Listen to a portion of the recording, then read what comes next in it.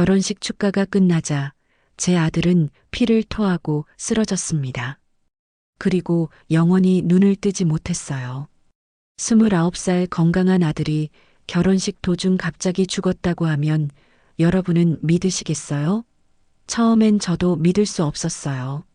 하지만 나중에 알게 된 진실은 더욱 끔찍했습니다. 오늘 제가 들려드릴 이야기는 제 인생에서 가장 행복했던 순간이 어떻게 지옥 같은 악몽으로 바뀌었는지, 그리고 어떻게 그 악마 같은 진실을 밝혀냈는지에 대한 이야기입니다. 이야기를 시작하기 전 영상 아래의 구독과 좋아요 버튼 눌러주세요.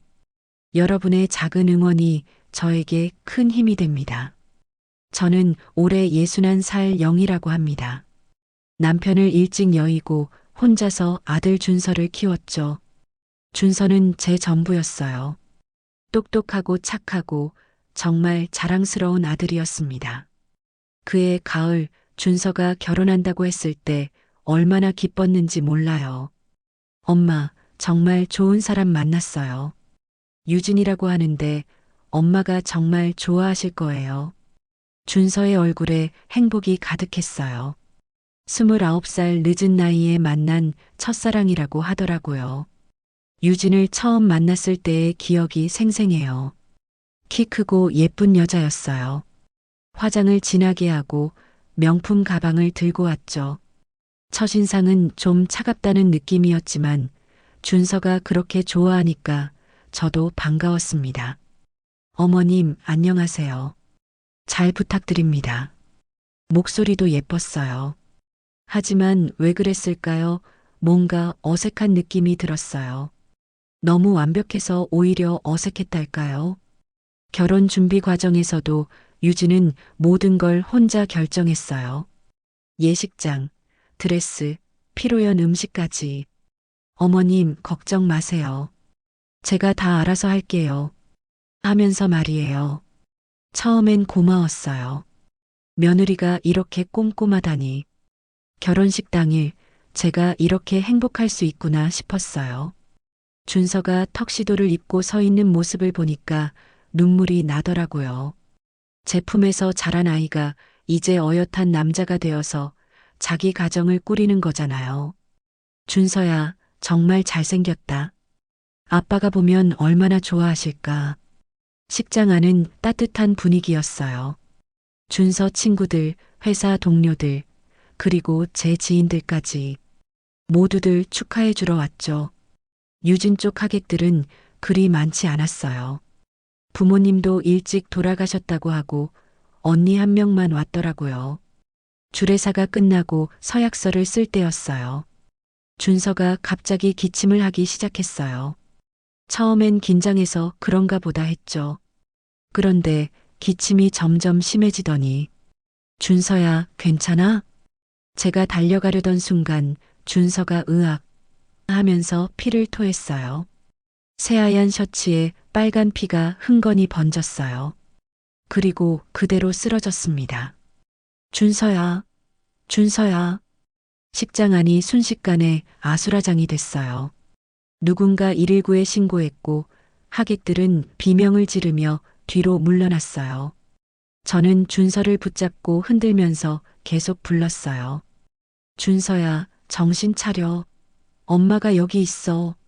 하지만 준서는 이미 의식을 잃은 상태였어요.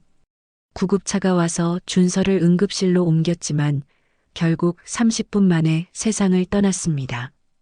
의사는 급성 심근경색이라고 했어요. 스트레스와 과로가 원인일 거라고. 하지만 저는 이해할 수 없었어요. 준서는 건강했거든요. 정기검진도 매년 받았고 운동도 꾸준히 했어요. 그날 밤 유진은 제 옆에서 울고 있었어요. 하지만 이상했어요. 눈물이 나지 않는 거예요. 흐느끼는 소리만 나고 정작 눈물은 마른 상태였어요. 어머님, 제가 준서 오빠를 제대로 못 챙겨서 이런 일이. 그때는 충격이 너무 커서 그런 디테일까지 신경 쓸 여유가 없었어요. 제 아들이 죽었는데 무슨 생각을 할 수 있겠어요. 하지만 그날 밤 잠이 오지 않아서 뒤척이고 있는데 어떤 확신이 들었어요. 뭔가 잘못됐다는 확신이었습니다. 장례식은 준서가 죽은 지 이틀 후에 치렀어요. 솔직히 그 이틀 동안 어떻게 지냈는지 기억이 잘 안 나요. 그냥 멍하니 있었던 것 같아요. 유진이 모든 걸 알아서 해준다고 했거든요. 어머님, 장례식장 예약하고 부고 돌리는 건 제가 다 할게요. 어머님은 너무 상심하셨으니까 좀 쉬세요. 고마웠어요. 정말 고마웠습니다. 그때는 유진이 저보다 더 슬퍼하는 것 같았거든요. 아니, 그렇게 보였어요. 장례식장에 도착했을 때 깜짝 놀랐어요. 꽃들이 정말 화려하게 장식되어 있었어요. 빈소 앞에는 대형 화환들이 쭉 늘어서 있고 조화도 너무 예뻤어요. 유진아, 이거 너무 비쌌을 텐데. 괜찮아요, 어머님. 준서 오빠를 위해서라면. 그런데 이상했어요. 장례식장 분위기가 말이에요. 너무 화려했어요. 마치 결혼식장 같다는 생각이 들었습니다. 보통 장례식은 좀 더 차분하고 엄숙한 분위기인데 여기는 뭔가 달랐어요. 문상객들이 오기 시작했어요. 준서 친구들, 회사 동료들, 모두들 믿을 수 없다는 표정이었어요. 준서가 어떻게 그렇게 건강하던 애가 결혼식 당일에 이런 일이 일어나다니. 사람들 이야기를 듣다 보니까 더 이상해졌어요. 준서는 정말 건강했거든요. 회사에서도 체력이 좋기로 유명했다고 하더라고요. 매일 헬스장 가고 금연금주하고 건강관리를 철저히 했대요. 그런데 갑자기 심근경색으로 죽었다고? 29살에 유진의 행동을 지켜보기 시작했어요. 문상객들 앞에서는 계속 울고 있었어요. 하지만 이상했어요. 아까 제가 말씀드렸듯이 눈물이 나지 않는 거예요. 흐느끼는 소리만 나고, 그리고 문상객이 없을 때는 표정이 바뀌었어요. 무표정해지는 거예요. 마치 연기를 하다가 쉬는 배우 같았습니다. 가장 이상했던 건 핸드폰이었어요. 유진이 계속 핸드폰을 보고 있는 거예요. 문상객들과 인사하면서도, 밥 먹으면서도, 심지어 빈소에서 절하면서도 핸드폰을 놓지 않았어요. 유진아, 뭐 그렇게 급한 일이 있어? 아, 어머님. 보험회사에서 연락이 와서요. 절차가 복잡하다고 하네요. 보험? 준서가 죽은 지 이틀밖에 안 됐는데 벌써 보험 이야기를? 유진아, 보험은 나중에 해도 되잖아. 어머님, 장례 비용도 많이 들고 미리 알아보는 게 좋을 것 같아서요. 맞는 말이긴 했어요. 하지만 뭔가 찜찜했습니다. 그날 저녁 문상객들이 다 돌아간 후에 유진과 둘이서 이야기하고 있었어요. 유진이 갑자기 화장실에 간다고 하면서 핸드폰을 테이블 위에 놓고 갔어요. 그때 핸드폰에 문자가 왔어요. 화면이 켜지면서 메시지가 보였는데, 축하해. 이번엔 얼마야? 제가 잘못 본 건가 싶어서 다시 봤는데 분명했어요. 그런데 유진이 돌아오면서 급하게 핸드폰을 가져갔어요. 어머님, 뭐 보세요? 아니야, 문자가 와서. 아, 네. 친구가 위로 메시지 보낸 것 같아요. 위로 메시지가 축하해였다고요? 이번엔 얼마야가 위로 메시지였다고요? 그날 밤 집에 혼자 돌아왔는데 잠이 안 왔어요. 계속 그 문자 내용이 머릿속에서 맴돌았어요. 그리고 또 다른 이상한 점들이 떠올랐어요. 유진이 장례식장에서 셀카를 찍었던 거예요. 빈소 앞에서 말이에요. 물론 남들이 볼 때는 안 보이게 살짝 찍었지만 제가 봤거든요. 장례식장에서 셀카를 남편이 죽었는데 그리고 SNS에 올린 글도 이상했어요. 문상객 중 한 명이 제게 휴대폰을 보여주며 이렇게 말하더라고요. 어머님, 혹시 이거 보셨어요? 유진 씨 인스타에 올라온 건데 그 글을 본 순간 숨이 턱 막혔습니다. 사랑하는 사람을 잃은 슬픔.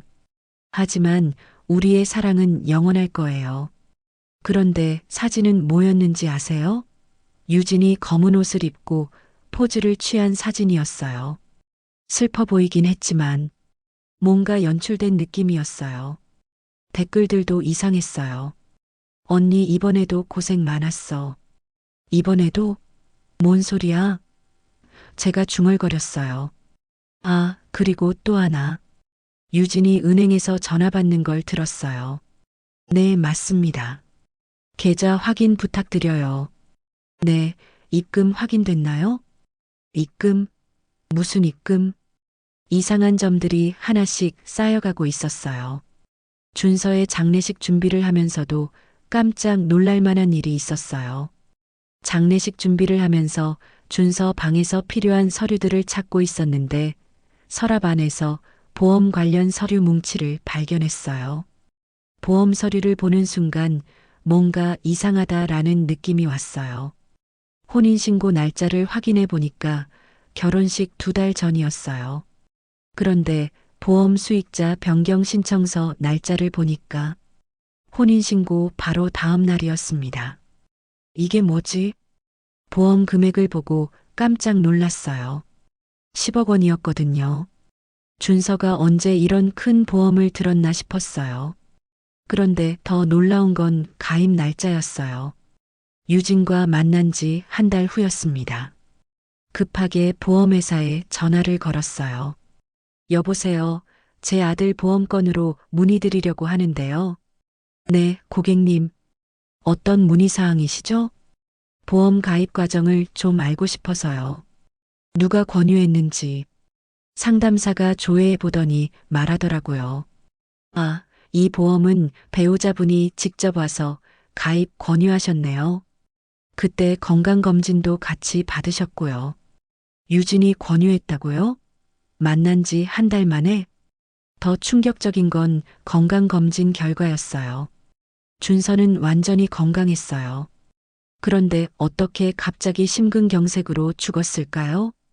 집에 돌아와서 유진에게 전화를 걸었어요. 유진아, 잠깐 우리 집에 올 수 있어? 준서 물건 정리하면서 궁금한 게 좀 있어서. 네, 어머님. 금방 갈게요. 유진이 왔을 때 보험 서류를 보여줬어요. 유진아, 이 보험은 언제 든 거야? 순간 유진의 얼굴이 굳어졌어요. 하지만 금세 슬픈 표정을 지으며 말했어요. 아, 그거요? 준서 오빠가 결혼하면서 책임감을 느꼈나 봐요. 저를 위해서 든 거라고 하더라고요. 그런데 왜 내가 권유했다고 나와 있어? 제가요? 아니에요, 어머님. 준서 오빠가 혼자 결정한 거예요. 거짓말이었어요. 보험회사에서 분명히 배우자가 권유했다고 했거든요. 유진아, 보험회사에서 확인했어. 내가 직접 와서 권유했다고 하던데? 그때 유진의 표정이 완전히 바뀌었어요. 슬픈 표정이 사라지고 차가운 표정이 됐어요. 어머님, 그게 중요한가요? 지금 준서 오빠는 죽었는데. 중요하지. 내 아들이 왜 죽었는지 알아야 하잖아. 어머님이 너무 예민해지신 것 같아요. 스트레스 받지 마세요. 그리고는 그냥 나가버렸어요. 아무런 설명도 없이 말이에요. 그날 밤 잠이 오지 않아서 인터넷을 검색해 봤어요. 갑작스러운 심근경색, 젊은 남성 급사, 보험금 살인 이런 키워드들로 검색했거든요. 그런데 놀라운 기사들이 나왔어요. 비슷한 사건들이 많았어요. 젊고 건강한 남성이 결혼 후 갑자기 사망하고 아내가 거액의 보험금을 받는 사건들이요. 그 중에서도 특히 눈에 띄는 기사가 있었어요. 20대 신혼 남성, 결혼 6개월 만에 급사, 아내 8억 원 보험금 수령. 기사를 자세히 읽어봤는데 상황이 너무 비슷했어요. 건강했던 남성이 갑자기 심장마비로 사망하고 아내가 거액의 보험금을 받았다는 내용이었어요. 그런데 더 놀라운 건 댓글이었어요. 이 여자 이전에도 비슷한 일이 있었던 것 같은데. 맞아. 첫 번째 남편도 그렇게 죽었어. 연쇄보험금 살인 아닌가? 연쇄보험금 살인? 설마. 댓글을 보고 놀라지 않을 수 없었어요. 급하게 그 여자 이름을 검색해 봤어요.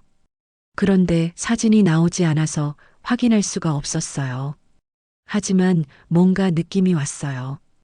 다음 날 아침 준서 친구 민수에게 전화를 걸었어요.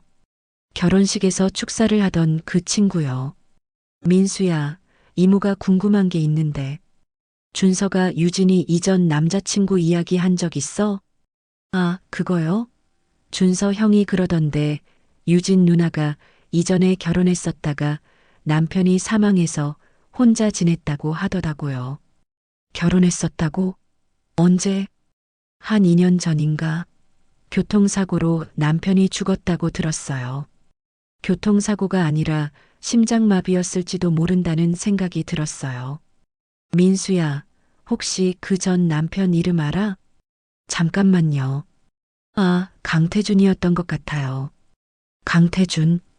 급하게 인터넷에서 검색해 봤어요. 28세 신혼남성 강태준 씨, 급성 심근경색으로 급사. 기사가 나왔어요. 사진도 있었고요.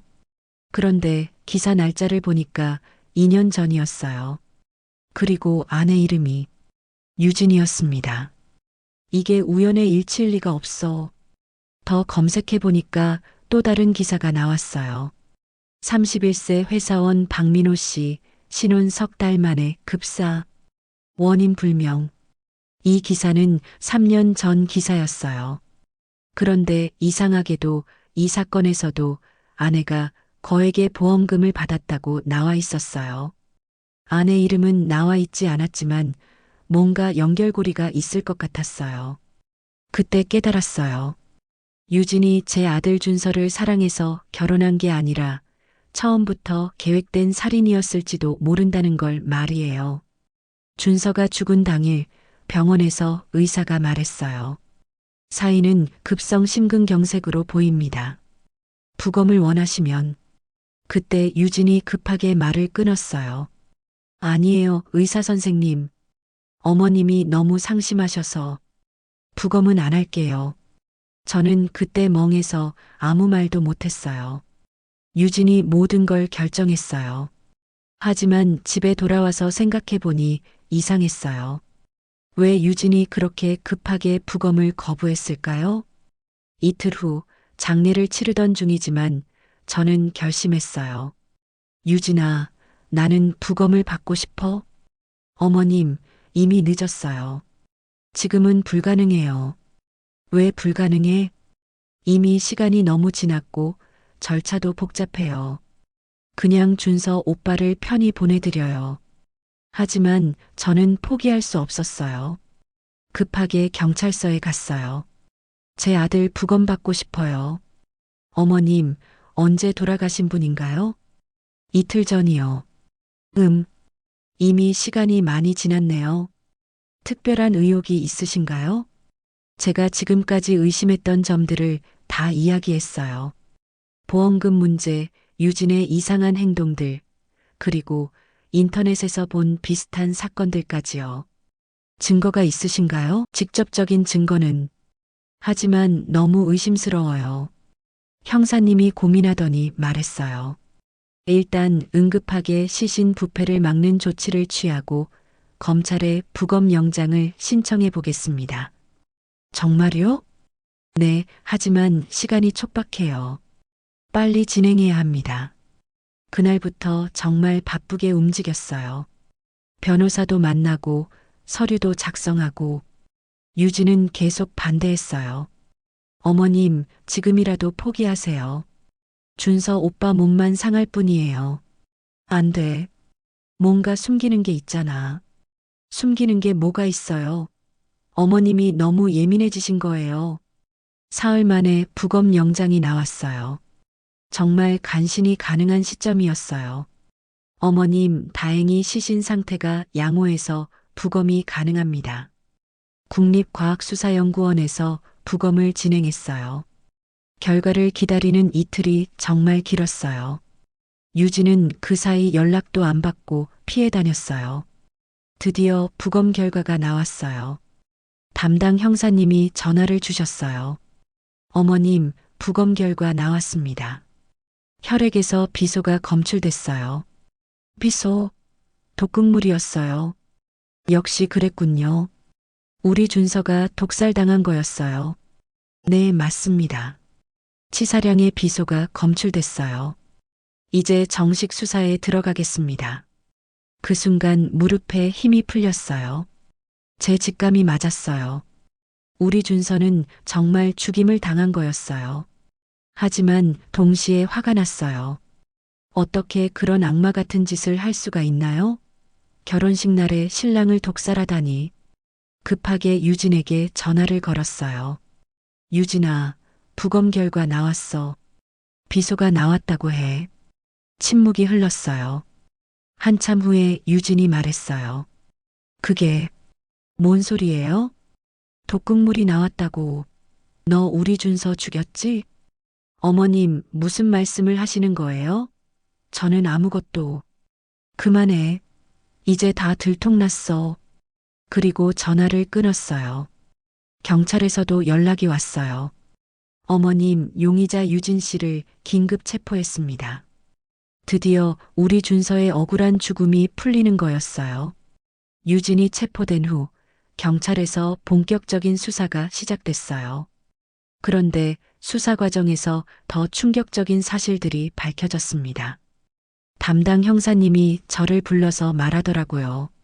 어머님, 용의자의 과거를 조사해 봤는데 정말 놀라운 사실이 나왔습니다. 뭔가요? 유진 씨가 이전에도 2번 결혼했었어요. 그런데 남편들이 모두 결혼 후 1년 안에 사망했습니다. 2번이나 더요? 그럼 우리 준서가 3번째라는 소리였어요.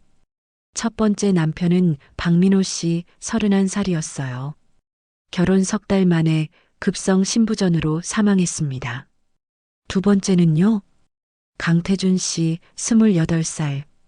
결혼 6개월 만에 심근경색으로 사망했어요. 모두 젊고 건강한 남성들이었어요. 그리고 모두 심장 관련 질환으로 죽었다고 되어 있었어요. 인터넷에서 알아본 내용이 맞아떨어지는 순간이었습니다. 보험금은 얼마나 받았나요? 첫 번째가 5억, 두 번째가 8억, 준서 씨가 10억이었습니다. 점점 액수가 커지고 있었어요. 유진은 경험이 쌓일수록 더 큰 보험금을 노린 거였어요. 그럼 다른 피해자 가족들은 뭐라고 해요? 지금 연락을 취해보고 있어요. 박민호 씨 어머니는 그때부터 의심하고 있었다고 하더라고요. 저처럼 의심했던 어머니가 또 있었다는 소리였어요. 경찰에서 사설 탐정을 추천해줬어요. 유진의 과거를 더 자세히 조사하기 위해서였어요. 탐정 사무소에 갔을 때 탐정이 보여준 자료에 깜짝 놀랐어요. 유진 씨는 아예 직업이 이거였어요. 직업이요? 네, 결혼 사기꾼이었습니다. 돈 많은 남자들을 노려서 접근하고 결혼한 후에 보험금을 노리는 수법이었어요. 탐정이 보여준 파일에는 유진의 행적이 자세히 나와 있었어요. 보세요. 이 여자가 결혼정보회사에 가입한 기록이에요. 그런데 조건을 보면 조건이 정말 구체적이었어요. 재산 10억 이상, 부모 없는 외아들, 건강한 체격. 마치 보험금 살인을 위한 체크리스트 같았어요. 그리고 이건 유진 씨가 독극물 관련 책을 구매한 기록이에요.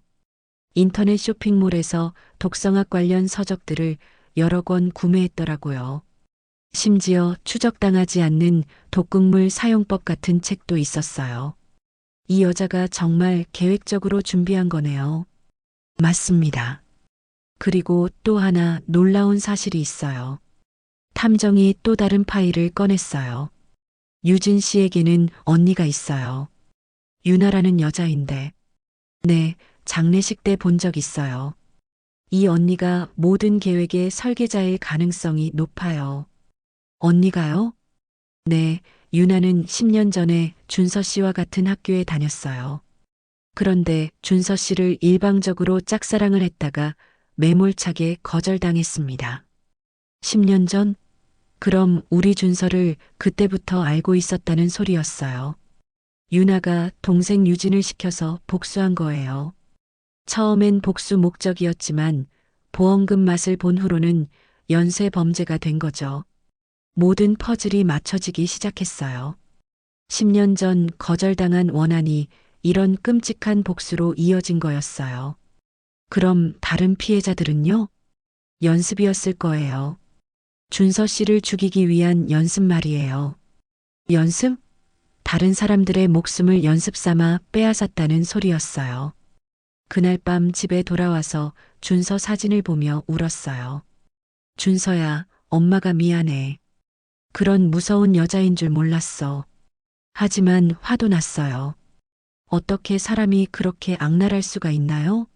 사랑한다고 거짓말하면서 독을 먹여 죽이다니. 다음 날 다른 피해자 가족들과 만났어요. 박민호 씨 어머니, 강태준 씨 아버지. 모두 저처럼 의심하고 있었지만 증거가 없어서 포기했던 분들이었어요. 그때 제가 끝까지 추궁했어야 했는데 박민호 씨 어머니가 울면서 말했어요. 아니에요. 저도 마찬가지였어요. 하지만 이제라도 진실이 밝혀졌잖아요. 우리는 함께 힘을 합치기로 했어요. 유진을 반드시 처벌받게 하기로 말이에요. 수사가 진행되면서 유나에 대한 조사도 시작됐어요.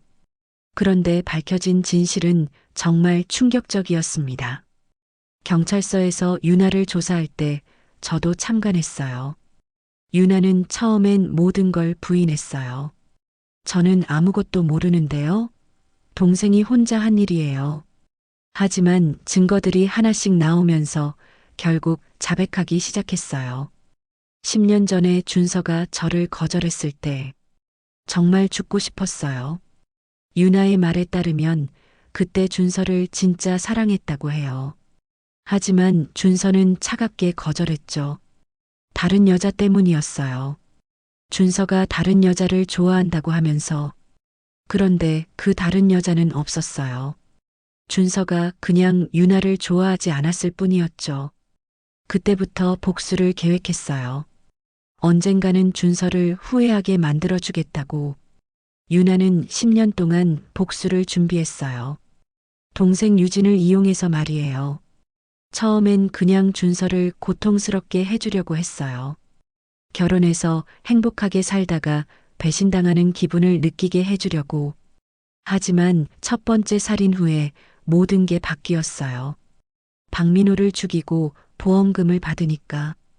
이렇게 쉽게 돈을 벌 수 있다는 걸 알았어요. 유진은 처음엔 언니 말을 그대로 따랐을 뿐이었어요. 하지만 점점 더 능숙해졌고 더 큰 보험금을 노리게 됐어요. 두 번째부터는 유진이가 더 적극적이었어요. 자기가 더 예쁘니까 더 많은 돈을 벌 수 있다고.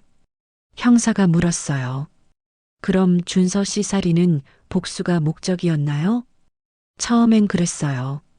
하지만 10억이라는 돈을 보니까 복수보다는 돈이 더 중요해졌어요. 정말 끔찍했어요.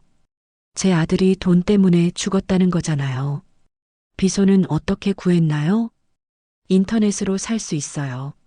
농약 성분으로. 유나가 모든 독극물을 구해왔고 유진이 직접 투여했다고 했어요. 결혼식 당일 어떻게 먹였나요? 축배용 와인에 넣었어요. 신랑 잔에만. 그때가 떠올랐어요.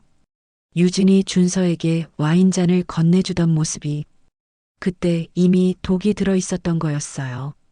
왜 결혼식 당일에? 더 충격적이잖아요.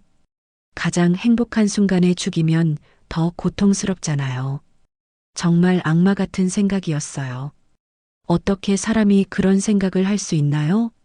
조사가 끝난 후 담당 형사가 저에게 말했어요. 어머님, 이 사건은 정말 특이해요. 보통은 돈 때문에 시작하는데 이건 복수에서 시작돼서 연쇄 범죄가 된 케이스거든요. 그럼 유진이는 어떻게 되나요? 유나는 교사범, 유진은 실행범으로 기소될 예정입니다. 증거도 충분하고요. 하지만 변호사는 다른 얘기를 했어요. 어머님, 솔직히 말씀드리면 형량이 생각보다 적을 수도 있어요. 왜요? 직접적인 투여 장면을 목격한 사람이 없거든요. 정황 증거만으로는 한계가 있어요. 그 말을 듣는 순간 화가 났어요. 3명을 죽였는데 형량이 적다고요? 그럼 우리 아들은 언제 정의를 찾나요? 최선을 다해보겠습니다. 하지만 법에 한계가 있다는 걸 알아주세요. 그날 밤 정말 잠이 안 왔어요. 유진과 유나가 가벼운 처벌만 받고 나올 수도 있다는 생각에 견딜 수가 없었어요. 준서야, 엄마가 꼭 너의 원수를 갚아줄게. 그렇게 다짐하면서도 불안했어요. 정말 정의가 실현될 수 있을까요? 재판이 시작됐어요. 저는 매번 법정에 갔습니다. 유진과 유나의 얼굴을 똑똑히 보고 싶었거든요. 첫 공판에서 유진을 봤을 때 정말 화가 났어요. 수척해지긴 했지만 여전히 당당한 표정이었어요. 검사가 기소 내용을 읽을 때였어요. 피고인 유진은 비소를 이용해 준서를 살해하고 10억 원의 보험금을 편취했으며 유진은 끝까지 부인했어요. 저는 준서 오빠를 사랑했어요. 죽일 이유가 없어요. 변호사도 교묘했어요. 검사 측에서 제시한 증거들은 모두 정황 증거일 뿐입니다. 직접적인 투여 장면을 본 증인도 없고 피고인이 독극물을 구매한 기록도 없습니다. 맞는 말이었어요. 유나가 독극물을 구했고 유진은 그걸 받아서 사용했을 뿐이었거든요. 그리고 피고인 유진은 이전 2차례의 결혼에서도 남편을 잃은 피해자입니다. 연속으로 남편을 잃은 불행한 여성일 뿐이에요. 불행한 여성이라고요? 제가 벌떡 일어나려다가 옆에 앉은 변호사가 말렸어요. 증인 신문 때 유나가 나왔어요. 유나는 모든 걸 자백했어요. 제가 다 시켰어요. 동생은 제 말을 따랐을 뿐이에요. 하지만 유진 측 변호사가 반박했어요. 유나 씨가 동생에게 책임을 전가하려는 것 아닙니까? 그리고 의외의 주장을 했어요. 유진은 언니의 협박에 못 이겨 어쩔 수 없이 따랐을 뿐입니다. 협박이라고요? 보험금을 받아서 언니와 나눠 가졌으면서 재판은 점점 이상한 방향으로 흘러갔어요. 유진은 피해자 행세를 하고 유나만 악역이 되는 상황이었어요. 가장 충격적인 건 중간 판결이었어요. 피고인 유진에 대해서는 증거 부족으로 무죄를 선고합니다. 무죄라고요? 제 귀를 의심했어요. 다만 피고인 유나에 대해서는 살인 교사죄로 무기징역을 선고합니다. 법정이 술렁거렸어요. 저는 그 자리에서 소리를 질렀어요. 이게 말이 돼요? 직접 독을 탄 건 유진이잖아요. 판사가 말했어요. 유진 피고인이 직접 독극물을 투여했다는 직접적인 증거가 없습니다. 유나 피고인의 증언만으로는 유죄를 인정하기 어렵습니다. 정말 어이가 없었어요. 그럼 유진은 그냥 풀려나는 거예요? 재판이 끝난 후 변호사에게 물었어요. 항소할 수 있나요? 어려울 것 같아요. 증거가 부족한 건 사실이거든요. 그럼 유진은 그냥 나가는 거예요? 일단은 그렇게 될 것 같아요. 집에 돌아와서 준서 사진 앞에서 울었어요. 준서야, 미안해. 엄마가 무능해서 내 원수도 못 갚았어. 그런데 며칠 후에 더 화나는 소식을 들었어요. 유진이 석방됐다는 거였어요. 뉴스에서도 나왔어요. 연쇄 보험금 살인 의혹 유진 씨, 증거 부족으로 무죄 석방. 기자들이 유진을 인터뷰하는 모습도 나왔어요. 정말 억울했어요. 저도 피해자인데 범인 취급을 받았어요. 피해자라고요? 뻔뻔함에 할 말이 없었어요. 그리고 마지막에 한 말이 정말 충격적이었어요. 이제 새로운 사랑을 찾고 싶어요. 다시 행복하게 살고 싶어요. 새로운 사랑, 또 다른 피해자를 만들겠다는 소리였어요. 그때 깨달았어요. 법으로는 안 된다는 걸. 제가 직접 막아야 한다는 걸 말이에요. 제8장 내가 너를 지켜볼 거야. 유진이 석방된 후 한 달 정도 지났을 때 정말 끔찍한 소식을 들었어요. 유진이 또 다른 남자와 만나고 있다는 거였어요. 사설 탐정에게 부탁해서 유진을 감시하고 있었거든요. 어머님, 유진이 새로운 남자친구를 사귀었어요. 뭐라고요? 탐정이 사진을 보여줬어요. 유진이 한 남자와 카페에서 다정하게 앉아 있는 모습이었어요. 이 남자는 누구예요? 김성민이라고 하는 32세 회사원이에요. 부모님 없는 외아들이고 재산도 꽤 있다고 하네요. 또 같은 패턴이었어요. 부모 없는 외아들, 재산 있는 남자. 벌써 보험 얘기도 나왔어요. 성민 씨가 큰 보험을 들었다고 하더라고요. 이대로 두면 또 다른 준서가 죽을 거였어요. 그날 밤 결심했어요. 성민 씨에게 진실을 알려주기로 했어요. 먼저 편지를 썼어요. 김성민 씨에게. 저는 준서의 어머니 영희입니다. 성민 씨가 만나고 있는 유진에 대해 꼭 알려드려야 할 것이 있습니다. 편지에 유진의 모든 과거를 적었어요. 3번의 결혼, 3명의 남편 죽음, 재판 과정까지 자세히 적었어요. 그리고 증거 자료들도 복사해서 함께 보냈어요. 재판 기록, 신문 기사, 탐정이 조사한 자료들까지 말이에요. 일주일 후에 성민 씨에게서 전화가 왔어요. 안녕하세요, 어머님. 편지 잘 받았어요. 네, 믿어주셔서 감사해요. 처음엔 믿기 어려웠는데 자료들을 보니까 정말 충격이었어요. 그럼 유진과 헤어지실 건가요? 네, 이미 연락을 끊었어요. 정말 무서워요. 다행이었어요. 한 명은 구했어요. 하지만 유진은 포기하지 않았어요. 곧 또 다른 남자를 만나기 시작했어요. 이번엔 이현우라는 28살 남자였어요. 역시 같은 조건이었어요. 또 편지를 썼어요. 이번에는 더 구체적으로 썼어요. 이현우 씨, 유진은 지금까지 3명의 남편을 독살한 연쇄살인마입니다. 증거는 첨부 자료를 확인해 주세요. 이현우 씨도 편지를 받고 놀라서 연락을 끊었어요. 그 다음엔 박준혁이라는 남자, 그 다음엔 최민수라는 남자. 유진이 새로운 남자를 만날 때마다 저는 편지를 보냈어요. 유진은 점점 당황하기 시작했어요. 만나는 남자마다 갑자기 연락을 끊으니까요. 어느 날 유진이 제게 전화를 걸어왔어요. 어머님, 왜 이러세요? 뭘 말이야? 계속 방해하시잖아요. 제가 새로운 사람 만나는 걸. 방해? 난 그냥 진실을 알려줄 뿐이야. 어머님, 저는 무죄 판결 받았잖아요. 이제 새로 시작하려고 하는데. 새로 시작? 또 누군가 죽이려고? 어머님이 너무 나가시는 것 같아요. 명예훼손으로 고소할 수도 있어요. 고소라고요? 웃기는 소리였어요. 해봐. 내가 거짓말한 게 뭐가 있는데? 유진은 할 말이 없었나 봐요. 그냥 전화를 끊어버렸어요. 그 후로도 계속했어요. 유진이 새로운 남자를 만날 때마다 진실을 알려줬어요. 탐정이 말했어요. 어머님, 유진이 점점 고립되고 있어요. 이제는 결혼정보회사에서도 거절당하고 있다고 하네요. 당연하지. 소문이 났을 테니까. 그런데 조금 위험할 수도 있어요. 유진이 다른 방법을 시도할 수도 있거든요. 다른 방법이요?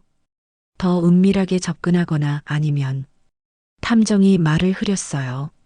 하지만 저는 포기할 수 없었어요. 우리 준서 같은 피해자가 더 이상 나오면 안 되니까요. 제가 막을 수 있는 한 계속 막을 거예요. 제가 유진을 감시한 지 6개월쯤 지났을 때 뜻밖의 연락이 왔어요. 강태준 씨 아버지에게서였어요. 영희 씨, 좋은 소식이 있어요. 무슨 소식이세요? 태준이 집을 정리하다가 중요한 걸 발견했어요. 강태준 씨 집 지하실에서 유진이 사용했던 독극물 용기가 발견된 거였어요. 당시에는 몰랐는데 태준 씨가 증거로 보관해뒀던 거였어요. 이걸 경찰에 제출하면 재수사가 가능할까요? 당연하죠. 물적 증거가 나왔으니까. 급하게 경찰서에 갔어요. 담당 형사도 놀라더라고요. 이게 정말 당시 것이라면 결정적 증거가 될 수 있어요. 국과수에서 감정한 결과 용기에서 비소 성분과 유진의 지문이 함께 발견됐어요. 이제 재수사 신청이 가능합니다. 박민호 씨 어머니도 용기를 냈어요. 저도 그때 의심스러웠던 것들을 다시 정리해서 제출하겠어요. 세 가족이 모두 힘을 합쳐서 재수사를 신청했어요. 검찰에서도 재수사를 받아들였어요. 새로운 물적 증거가 발견됐고 피해자 가족들의 지속적인 요구도 있었기 때문에 재수사를 결정했습니다. 유진이 다시 체포됐어요. 이번엔 도주할 염려가 있다고 해서 구속됐어요.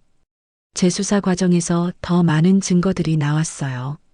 유진이 인터넷으로 독극물 정보를 검색한 기록, 비소 구매 관련 메신저 대화 등등. 가장 결정적이었던 건 유진의 휴대폰에서 발견된 영상이었어요. 어머님, 이걸 보세요. 형사가 보여준 영상에는 유진이 와인잔에 뭔가를 넣는 모습이 찍혀 있었어요. 이게 뭔가요? 유진이 자기가 찍은 영상이에요. 아마 기념품으로 남겨뒀던 것 같아요. 기념품이라니. 정말 소름 끼쳤어요. 영상에서 유진은 웃으면서 말했어요. 드디어 복수 완성. 준서 오빠 잘 가세요. 이 영상이 결정적 증거가 됐어요. 재판이 다시 시작됐어요. 이번엔 분위기가 완전히 달랐어요. 피고인 유진은 비소를 이용해 3명을 살해한 연쇄살인범입니다. 유진도 이번엔 더 이상 부인할 수 없었어요. 인정합니다. 법정에서 유진이 자백할 때 정말 소름이 돋았어요. 처음엔 언니 말을 따랐지만 나중엔 제가 더 적극적이었어요. 돈이 너무 쉽게 벌렸거든요. 후회하지 않습니까? 후회요? 글쎄요. 잡히지만 않았다면 끝까지 뻔뻔했어요. 판결이 나왔어요. 피고인 유진에게 무기징역을 선고합니다. 드디어였어요. 우리 준서의 억울함이 풀렸어요. 법정에서 나오면서 다른 피해자 가족들과 껴안고 울었어요. 정말 고생 많으셨어요, 영희 씨. 아니에요. 우리가 포기하지 않아서 가능했던 거예요. 그날 밤 준서 사진 앞에서 말했어요. 준서야, 드디어 내 원수를 갚았어. 이제 편히 쉴 수 있겠지? 하지만 아직 끝이 아니었어요. 유나는 이미 무기징역을 받았지만 유진도 무기징역을 받았으니 이제 정말 끝인 줄 알았거든요. 그런데 제게는 더 중요한 일이 남아 있었어요. 유진이 감옥에 간 후 저는 새로운 일을 시작했어요. 우리 준서 같은 피해자가 더 이상 나오지 않도록 하는 일이었어요. 먼저 준서 기념재단을 만들었어요. 범죄 피해자 가족들을 돕는 재단이었어요. 범죄 피해자 가족들이 혼자 싸우지 않도록 도와주고 싶어요. 재단에서는 법률 지원, 심리 상담, 그리고 가장 중요한 예방 교육을 했어요. 결혼 사기, 보험금 살인 등의 범죄 수법을 알려서 미리 예방할 수 있도록 하는 거예요. 박민호 씨 어머니, 강태준 씨 아버지도 함께 참여해 주셨어요. 우리가 겪은 아픔이 다른 가족들에게는 일어나지 않았으면 좋겠어요. 재단을 운영하면서 비슷한 사연들을 많이 만났어요. 갑자기 죽은 남편, 의심스러운 아내. 저희 경험을 바탕으로 많은 분들을 도울 수 있었어요. 어느 날 유진이 감옥에서 편지를 보내왔어요. 어머님, 정말 죄송합니다. 제가 너무 잘못했어요. 하지만 저는 답장하지 않았어요. 이미 늦었거든요. 가끔 준서 무덤에 가서 이야기해요. 준서야, 엄마가 내 이름으로 좋은 일 많이 하고 있어. 내가 자랑스러워할 것 같아. 벌써 2년이 지났어요. 재단을 통해 도운 가족이 20가족이 넘어요. 어머님 덕분에 우리 아들 사건도 해결됐어요. 저희도 미리 알고 사기를 피할 수 있었어요. 이런 말을 들을 때마다 보람을 느껴요. 유진과 유나는 여전히 감옥에 있어요. 가석방도 없는 무기징역이거든요. 가끔 생각해요. 만약 제가 부검을 포기했다면, 만약 의심을 접었다면, 유진은 지금쯤 또 다른 피해자를 만들고 있었을 거예요. 엄마의 직감을 믿고 끝까지 포기하지 않았기에 가능했던 일이에요. 이제 우리 준서는 정말 편히 쉴 수 있을 거예요. 그리고 저는 준서의 이름으로 계속 좋은 일을 하며 살아갈 거예요. 여러분, 오늘 제 이야기 어떠셨나요? 혹시 주변에 의심스러운 상황이 있다면 절대 혼자 고민하지 마세요. 작은 의심이라도 전문가와 상담해 보시길 바랍니다. 오늘 영상이 도움이 되셨다면 구독과 좋아요 꼭 눌러주세요. 그리고 알림 설정까지 해주시면 앞으로도 더 많은 실화 이야기로 찾아뵐게요. 따뜻한 마음으로 10년은 더 젊게, 20년은 더 행복하게 사는 그날까지 환갑 오디오가 함께하겠습니다. 감사합니다.